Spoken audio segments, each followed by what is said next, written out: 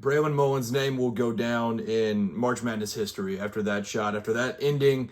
The kid from Greenfield, Indiana, 33 minutes outside of Indianapolis, on the outskirts of Indianapolis, gets Uconn back to the Final Four in his home state, 33 minutes away from home. Holy crap. That is officially a possibly Laettner off the throne type of shot. The ending of that game will go down in history. There's so many things I could say. I usually, once these games end, I'll usually take a minute to process, think about what I want to talk about. You can't do that with this type of game. 73-72, Uconn beats Duke in all-time game. This is a Duke team that had only lost twice all year, and then Uconn comes back from down 19 points and wins this game and stuns Duke. Stuns Duke as like a 7-point underdog. Unbelievable. Against all odds, Dan Hurley and that staff get it done. What a ball game. Oh my gosh. All right. To talk about the game a little bit, Terrace Reed throughout did so many things so well to be able to set up the opportunity here for Braylon Mullins to be able to hit this shot and have the Huskies in this game. Uconn had missed. They were 1 for 18 from three-point range throughout the entire start of the game, and then they finished going 4 for 5 out of their final 5. There was Silas with 2, Braylon Mullins with the last one, Alex Karabin with another one to be able to pull them into, within 1.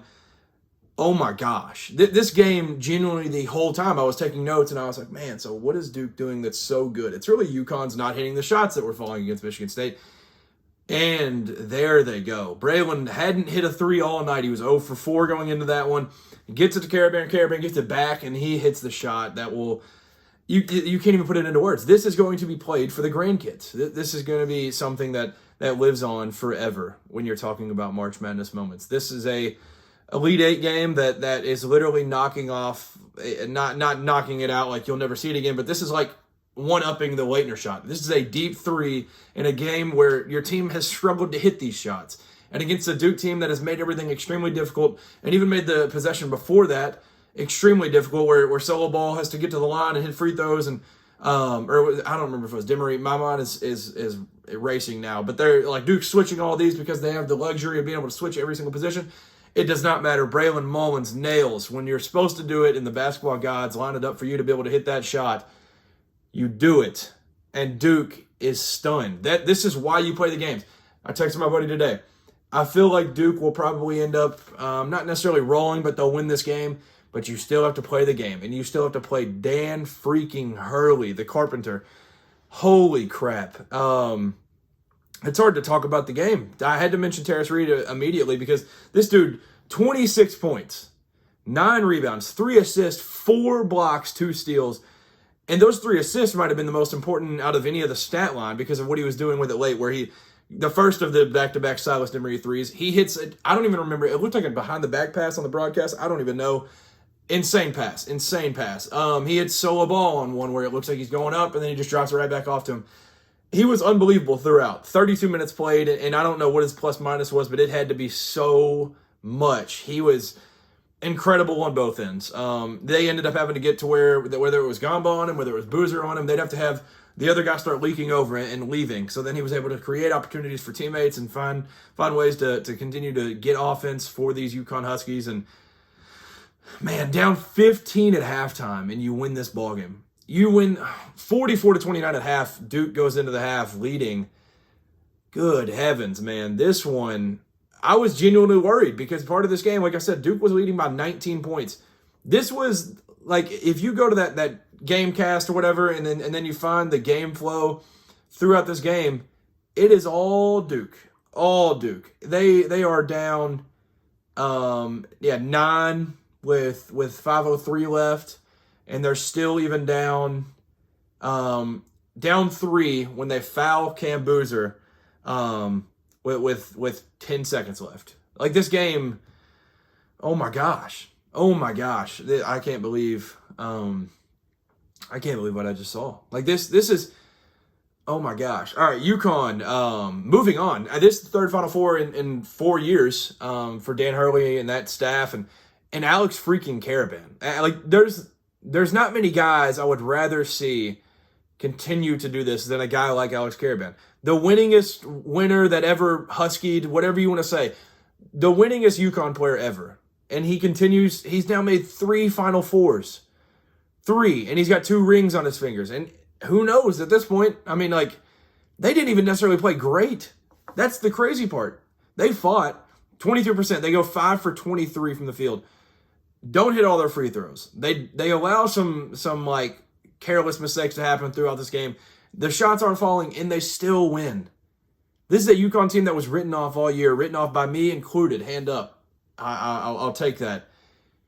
And they come out, and this is not even to the point where it's like, well, Duke is the like unbelievable team that we saw all year. They're kind of back to that. I know Caleb Foster's still banged up, and credit to him for going out there and fighting through it. Same with Patrick Gamba. Like, these dudes end up fighting through these injuries, and like they said on the broadcast, they lead the country in scooters. Those guys were still playing. Like, I know they're not 100%, but this is a still fully healthy Duke team. And it's a Duke team where you have Nick Hamenia play a really solid game, and you have Cameron Boozer play out of his mind, and you still make him struggle at times, and you have Caden Boozer play one of his best games of his entire career, and you turn him over at the last second.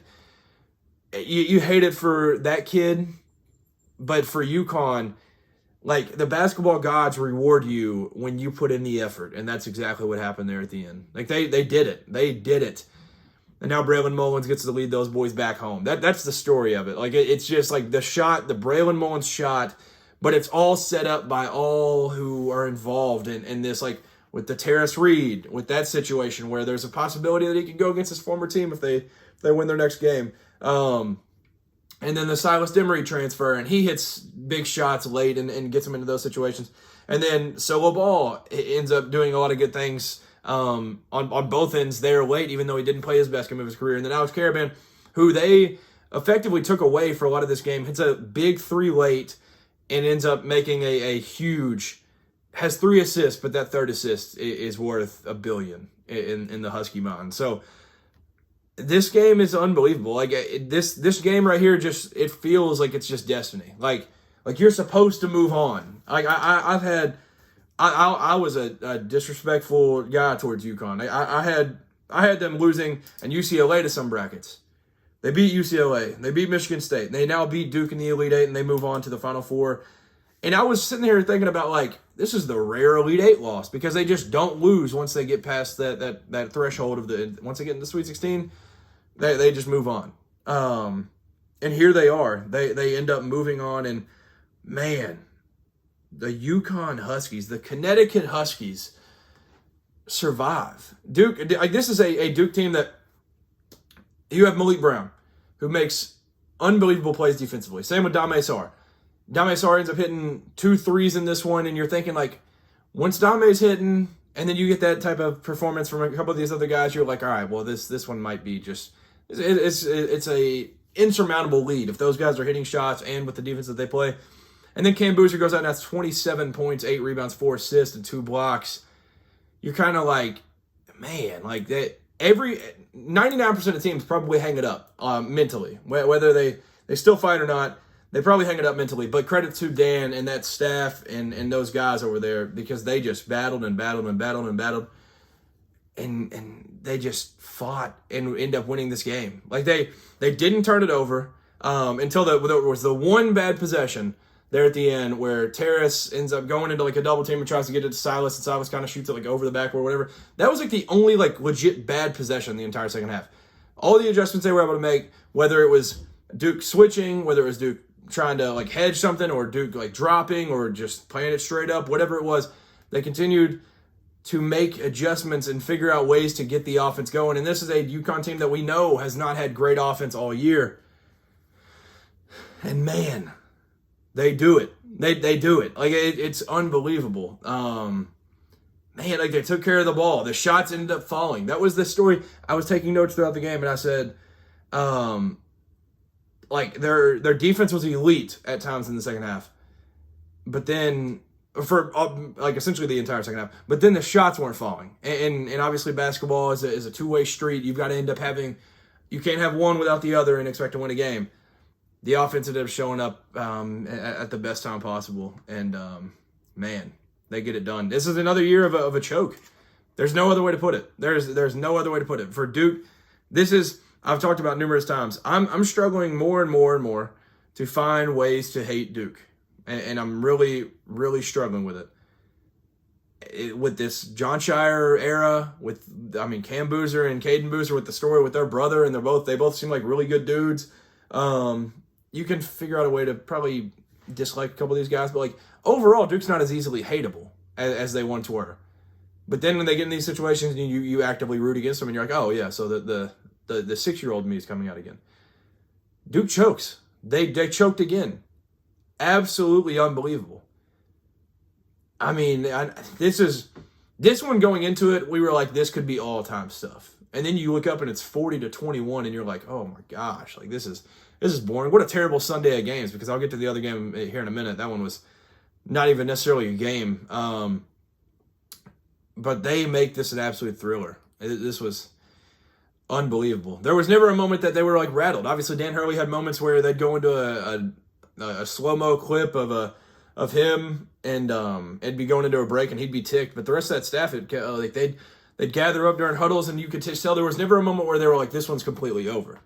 And that energy bought the entire squad in, and they just continued to fight and fight and fight and fight. And shout out to Malachi Smith off the bench for him.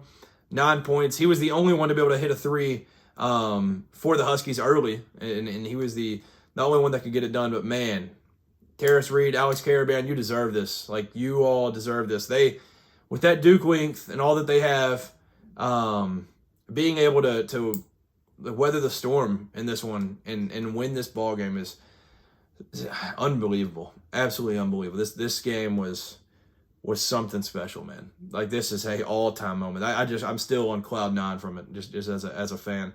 And obviously for Duke, like the choke last year, I don't know if this probably tops it, honestly. This team, it's interesting when you go through debates of like, is this Duke team better than last year's Duke team, or what's the scenario there? It's hard. You're kind of, it's tough. You're nitpicking at that point, but this one's probably worse because like this team had the exact same ceiling as last year. Last year's was I guess you could say a slow burn because it was just like a collapse there at the end. This one is the last second collapse of a Caden Boozer that had turned his season around and turned exactly what we had thought about him around.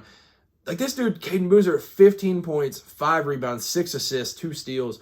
He was spectacular. Only had 2 turnovers throughout. He was getting after it. The Boozers combined for 27 at half. He had, I think, 12 at half. And then he has the turnover that it'll be in his mind for the rest of his life. Like this will be engraved in his brain forever. And it's a credit to Uconn. It is a credit to Uconn. And Caden Boozer, I'm sure if he could go back, he'd do it 25 different ways. Whether he's holding that or fake one to make one, whatever it may be, he's going to be in pain from it. And I know John Shire is, and I know this entire Duke program is going to be hurting from this. But, man, it's back-to-back years with a choke with a national title contender. And actually the favorite that you could add. So, man, 73-72, Uconn. Like I'll talk about this Final Four here in a second, but goodness gracious, man, this it's quite the story. Like this game, I'm going to be watching back, probably full game, so many times going forward. But man, Braylon Mullins, the hero. Like Dan Hurley was grabbing him by the neck, and he was saying that this kid right here, how about this guy? How all this different stuff. And man, he ends up getting his boys back home from Greenfield to Indiana. Like I'm just going off of the quick search that Google Maps is showing me. 33 minutes, 25.1 miles. And like he mentioned in his recruiting visit and everything, he said, we are going to get you back home. We are going to go back home. The Final Four is in Indianapolis, and we're getting you back home, dude.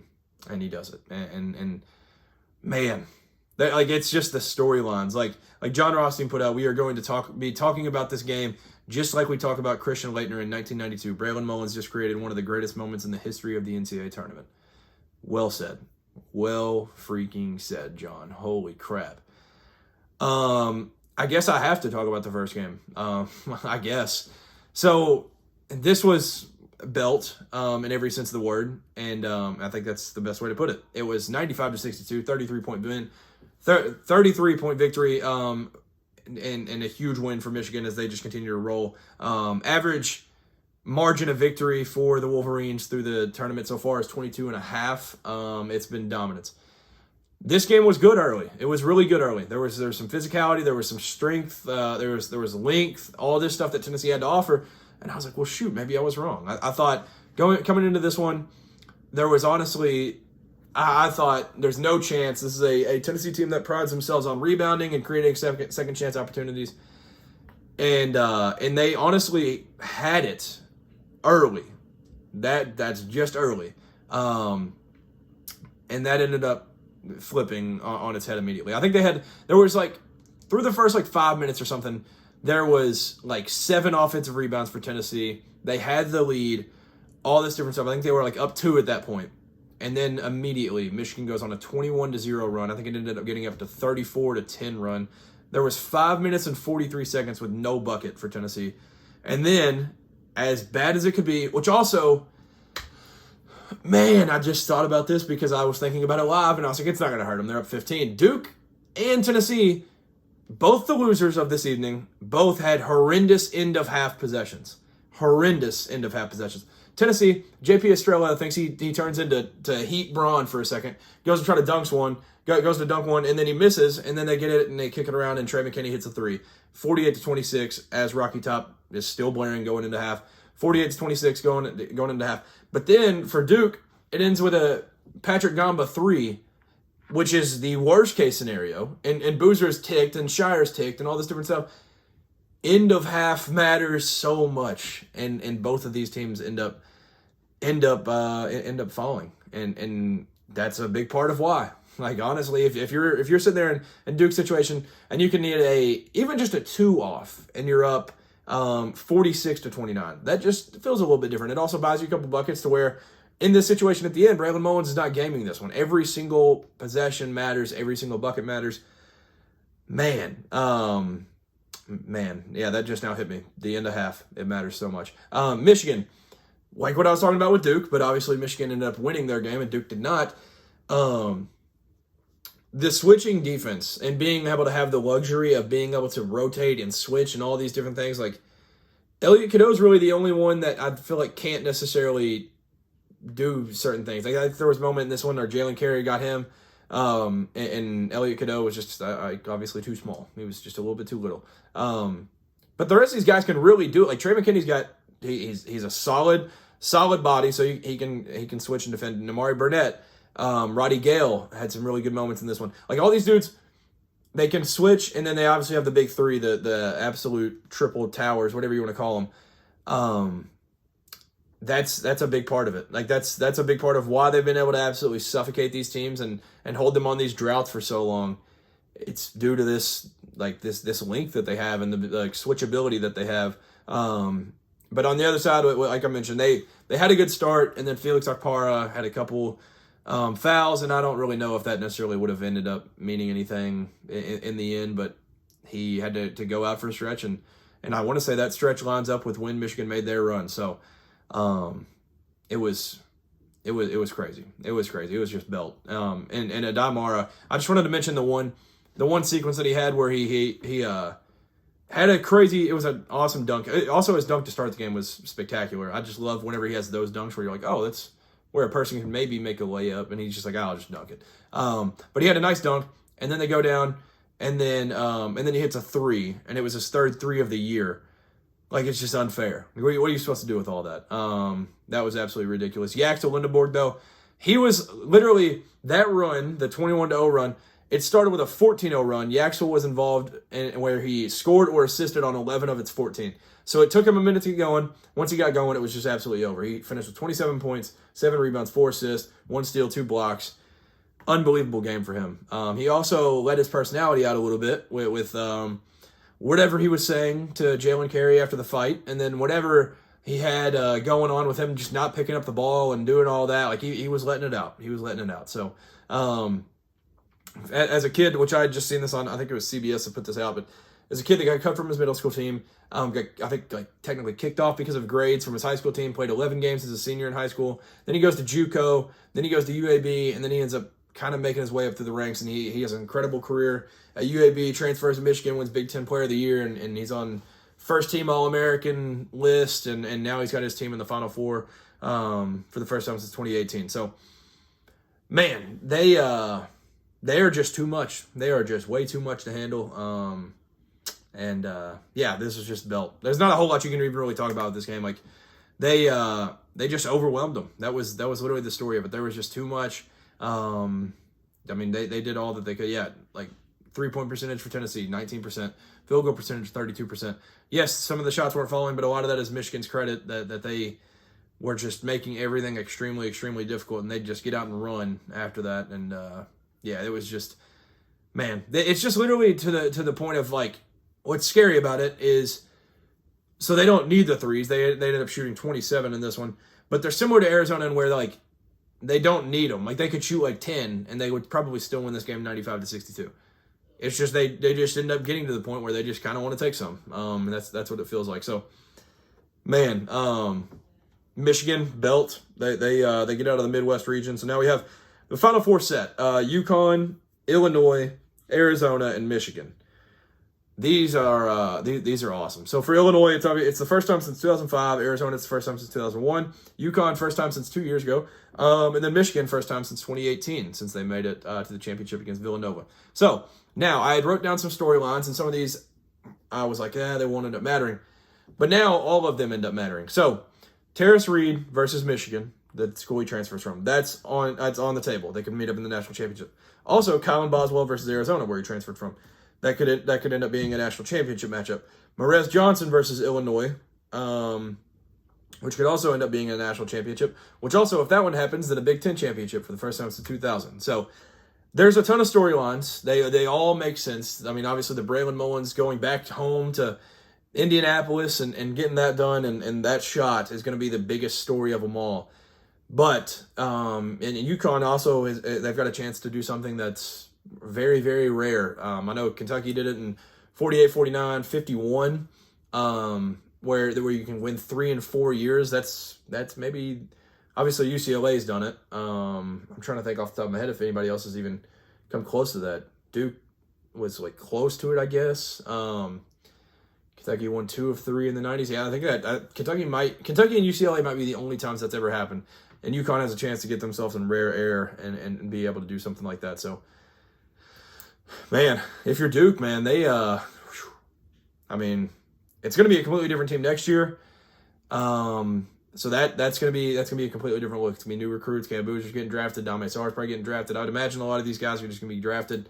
But they've got some fighters, and they, like I said, not as hateable. So like some of these dudes, like you end up kind of growing to like a few of them. Like Caleb Foster, growing up a Duke fan and fighting through his injury and basically saying, if I can play, I'm suiting up, coach. So really unfortunate ending for them. Tennessee, on the other hand, this one it's hard to like going into this like film and doing all this being like, well, I mean, it's really, really tough because it was just an absolute freight train and a buzzsaw that they were running into. But for Rick Barnes and that crew, like obviously Jacoby Gillespie's career is over. Nate Abent's going to go to the NBA draft and all that stuff. And Rick Barnes will probably be able to keep some guys and get some guys in the portal and stuff. And they'll probably be right back in this situation because he's just a dang good coach. And they've made 3 straight Elite Eights. They haven't got over the hump and won a region, got to the Final Four.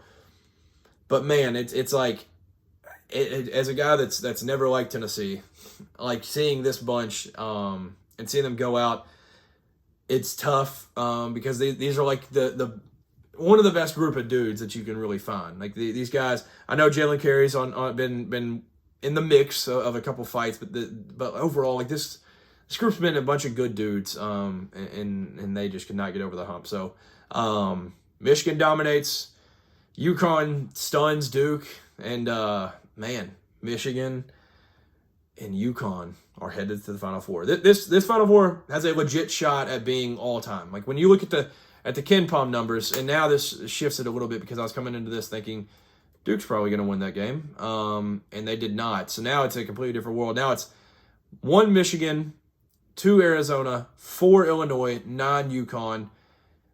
And, I mean, man, like Illinois made the second most tournaments without winning a championship. Arizona last won in 1997. Michigan last won in 1989. And Uconn won last in 2024. So this is going to be all-time stuff. Michigan is a 39.02 in net rating on KenPom. Arizona is 38.76. Illinois 34.41.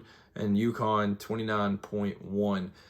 Like, if you're Illinois, I mean, you got to come into this thinking, like, if you go into that Duke game, maybe it's some of it's PTSD from the 110 to 67 game last year where you just got absolutely throttled. Maybe that was a little PTSD playing into it, but you were probably thinking, like, man, if UConn could just survive, maybe we have a chance to make the national championship. But I also don't want to be on the wrong side of a team that's just destiny, that they're just supposed to win, because that's one of these things that, like, credit to the guys, it's not taking anything away from them, but, like, those shots fall and those situations happen when the basketball gods reward you for it, and that happened in this one. So that second game made up for a very lopsided first game, you can put it that way, and coming into it, we hope to be an all-time matchup, and I think their 10th collision that they've ever had, 10th battle that Duke and UConn have ever played, and the 10th one was the best. I don't even know what the other ones really were off the top of my head, but this one delivered. This is a all-time tournament game. UConn versus Duke. Braylon Mullins, hats off to you, young man.